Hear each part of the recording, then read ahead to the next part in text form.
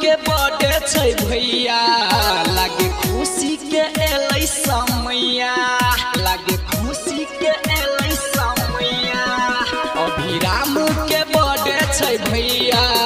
लागे खुशी के एलै समैया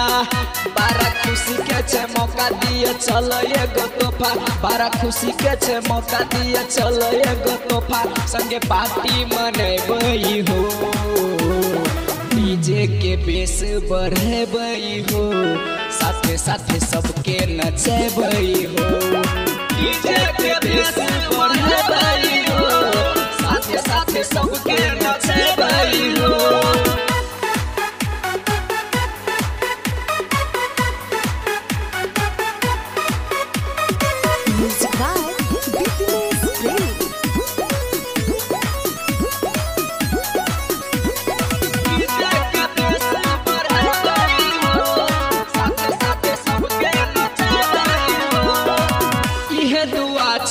हमर दिल के सब दिन रहब एहने मिल के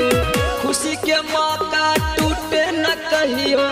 रोशन बना दह ई महफिल के रोशन बना दह ई महफिल के इहे दुआ छै हमर दिल के सब दिन रहब एहने मिल के खुशी के मौका टूटे न कहियो रोशन बना दह मौका आबे एक बार जिया साल हजार मौका आबे एक बार जिया साल हजार इहे गाना बजेबै हो डीजे के बेस बढ़ेबै हो साथे साथे सबके नचेबै हो